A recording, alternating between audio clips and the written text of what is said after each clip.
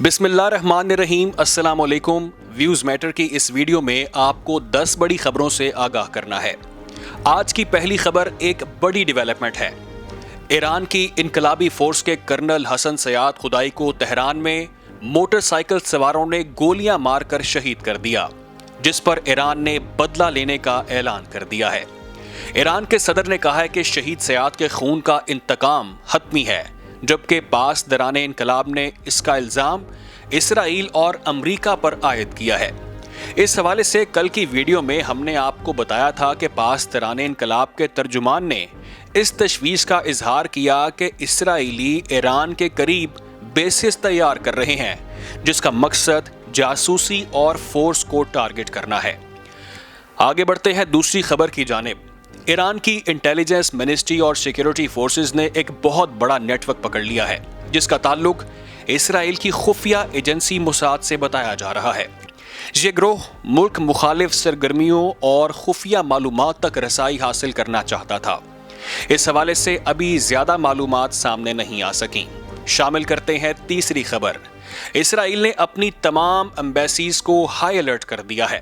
نومبر 2020 میں اعلیٰ جوہری سائنسدان محسن فخری زادہ کے قتل کے بعد ایران کے اندر کرنل سیاد خدائی کا قتل اب تک کا سب سے ہائی پروفائل قتل ہے، جس کا خوف اسرائیل میں پایا جا رہا ہے۔ ویسے تو اس کی ذمہ داری ابھی تک کسی نے قبول نہیں کی، مگر اسرائیل کی پریشانی ماضی یاد دلاتی ہے جب صہیونیوں نے 7 جوہری سائنسدانوں کو قتل کیا تھا۔ بات کرتے ہیں چوتھی خبر کی۔ فلسطینی طالب علم نے امریکی وزیر خارجہ سے ہاتھ ملانے سے انکار کر دیا۔ امریکہ کی جارج ٹاؤن یونیورسٹی میں گریجویشن کی تقریب میں آئی اس لڑکی نے ہاتھ میں فلسطینی پرچم تھام رکھا ہے۔ فلسطین میں اسرائیلی مظالم کے خلاف احتجاج کا یہ انوکھا طریقہ ہے۔ تقریباً 6 فلسطینی طلبہ اپنا قومی پرچم ساتھ لائے تھے، جسے ڈگری لیتے ہوئے لہرایا بھی کیا، اور جب سامنا ہوا امریکی وزیر خارجہ اینٹنی بلنکن سے تو ہاتھ ملانے سے انکار کر دیا اور کچھ سناتے ہوئے لڑکی آگے نکل گئی۔ شامل کرتے ہیں پانچویں خبر۔ عراق میں ترکی کی ملٹری بیس پر ڈرون حملے ہوئے، جس میں 2 ترک فوجی مارے گئے ہیں۔ اس حملے کی ذمہ داری ایک نئے گروپ احرار سنجار نے قبول کی ہے۔ ان کا یہ کہنا ہے کہ اگر ترکی نے عراق میں اپنی کارروائیاں جاری رکھیں تو اس پر اس سے بھی زیادہ بڑے حملے کیے جائیں گے۔ چھٹی خبر ہے یمن سے آنے والے تازہ اعداد و شمار کے حوالے سے۔ اس جنگ میں مسجدیں محفوظ رہیں اور نہ ہی ہسپتال۔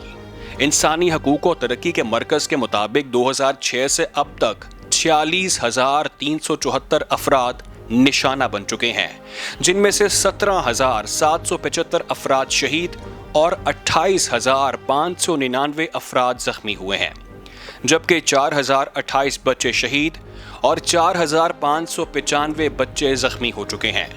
1,662 مساجد اور 413 اسپتالوں اور طبی مراکز کو نشانہ بنایا جا چکا ہے۔ آگے بڑھتے ہیں اور اب بات کرتے ہیں 7ویں خبر کی۔ دوستو، امریکہ میں دہشت گردی اور انتہا پسندی کے واقعات آئے روز بڑھتے چلے جا رہے ہیں، جس کو امریکی صدر جو بائیڈن قابو کرنے میں ناکام دکھائی دے رہے ہیں۔ امریکی ریاست کیرولینا اور جنوبی نیو یارک میں فائرنگ کے واقعات میں 4 افراد مزید ہلاک ہو گئے ہیں۔ فائرنگ کی وجہ کیا ہے، اس حوالے سے اب تک تو تفصیلات سامنے نہیں آ سکیں۔ سیاہ فام شہریوں سے گوروں کی نفرت تو ایک طرف، کھلے عام اسلحہ لے کر گھومنے کی آزادی نے امریکہ میں فائرنگ کے ہلاکت خیز واقعات میں یقیناً اضافہ کر دیا ہے۔ اس حوالے سے گزشتہ روز ہم نے جو ویڈیو کی اس میں ہم نے آپ کو اپڈیٹ بھی کیا تھا۔ بڑھتے ہیں اب 8ویں خبر کی جانب۔ امریکہ اور جاپان نے ایشیا میں چین کے بڑھتے ہوئے اثر و رسوخ کا مقابلہ کرنے کے لیے مل کر کام کرنے پر اتفاق کر لیا ہے۔ دوستو، امریکی صدر جو بائیڈن ایشیائی ممالک کے 2 روزہ دورے پر جاپان پہنچے، جہاں ان کی ملاقات ہوئی جاپان کے وزیر اعظم سے۔ یہ ملاقات بہت ہی اہم ملاقات تھی۔ اس ملاقات میں چین سے نمٹنے کے لیے بہت سارے اہم اور بڑے فیصلے بھی کر لیے گئے ہیں، اور اس ملاقات کے علاوہ امریکی صدر نے بھارتی وزیر اعظم نریندر مودی سے بھی اہم ملاقات کر لی ہے۔ شامل کرتے ہیں 9ویں خبر۔ 9ویں خبر ہے بھارت سے متعلق۔ دوستو، نئی دہلی میں مسجد سے شیولنگ برآمد ہونے کے مضحکہ خیز دعوے کے بعد انتہا پسند ہندو خواتین کے گروہ نے پوجا پاٹ کے لیے مسجد کے اندر داخل ہونے کی کوشش کی۔